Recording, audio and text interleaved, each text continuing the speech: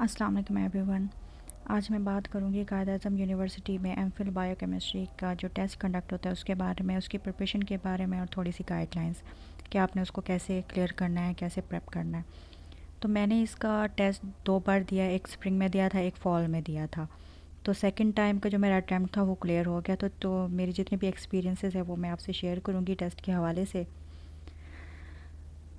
तो बेसिकली होता ये है कि अगर आपकी जितनी भी सीजीपी हो वो इतना ज़्यादा मैटर नहीं करती, बेशक उसमें से परसेंटेज वो बनाते हैं, बट बेसिकली जो ट्रिकी पोर्शन होता है वो आपका टेस्ट होता है। You must have to clear your test. तो टेस्ट को प्रिपेयर कैसे करना है, कैसे प्रिपेयर करना है, और एंड में थोड़ा सा मैं कंक्लूजन दूंगी। डिपार्टमेंटल लेवल पे वो जिन सब्जेक्ट्स को प्रिपेयर करने के लिए कहते हैं टेस्ट के लिए, उनमें सबसे पहले वो बेसिक बायोकेमिस्ट्री का कहते हैं, सेल बायोलॉजी का कहते हैं, मेटाबॉलिज्म का कहते हैं, मॉलिक्यूलर बायोलॉजी का कहते हैं, जेनेटिक्स का कहते हैं और बायोस्टैटिस्टिक्स का कहते हैं। अब आपने करना ये है कि आपने प्रिपेयर इन्हीं 6 सब्जेक्ट्स को ही करना है, लेकिन जब आप टेस्ट में अपेयर होते हो तो आपने ये नहीं करना होता कि 6 सब्जेक्ट्स में से ही सारे एमसीक्यूज़ आएंगे।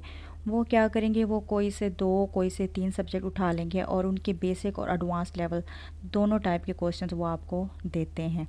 अब बेसिकली इनका जो टेस्ट पैटर्न होता है वो ये होता है कि 50 एमसीक्यूज़ होते हैं और आपको तकरीबन 1 घंटा वो उन एमसीक्यूज़ को अटेम्प्ट करने के लिए देते हैं।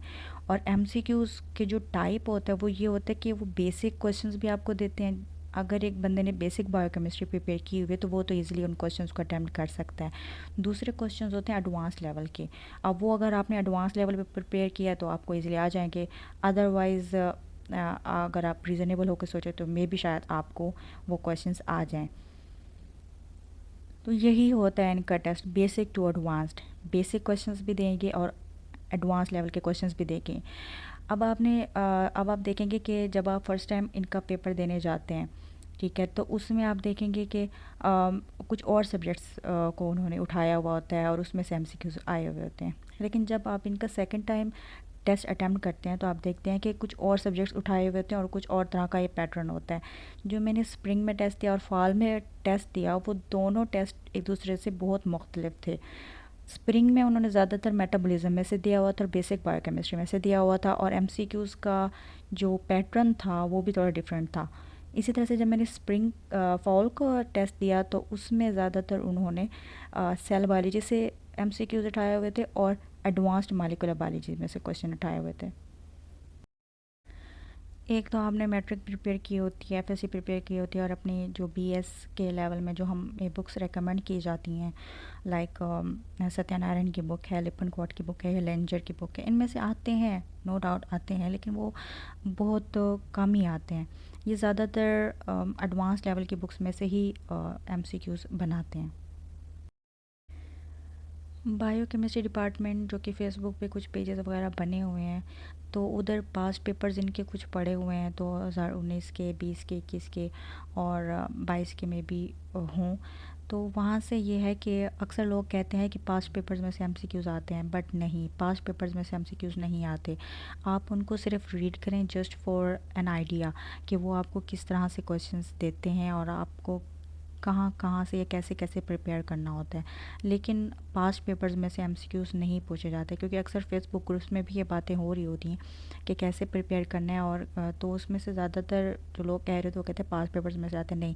जब आप एक टेस्ट देते हो और आप नेक्स्ट टेस्ट देते हो तो आप देखते हो कि उन दोनों टेस्टों में ज़मीन आसमान का फ़र्क होता है।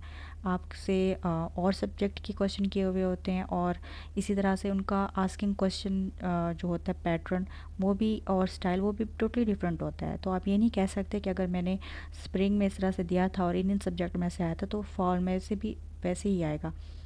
आई थिंक शायद टीचर्स चेंज हो जाते हैं या उनकी मर्ज़ी होती है जैसे भी वो टेस्ट अपना तैयार करना चाहें।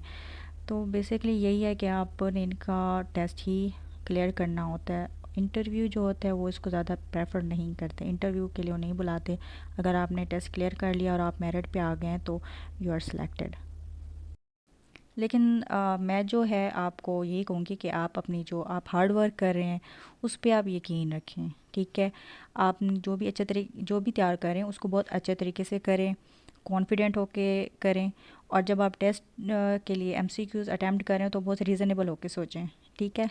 और अपनी किस्मत पे यकीन रखें, क्योंकि बहुत अच्छी सीजीपीए वाले भी सम टाइम पास नहीं कर पा रहे होते। गोल्ड मेडलिस्ट स्टूडेंट्स भी होते हैं जो पास नहीं कर पाते, और जो बहुत एवरेज किस्म के स्टूडेंट्स होते हैं वो उनका टेस्ट क्लियर कर लेते हैं। तो कायद-ए-आज़म का टेस्ट पास करना is basically more on your luck and second on your hard work.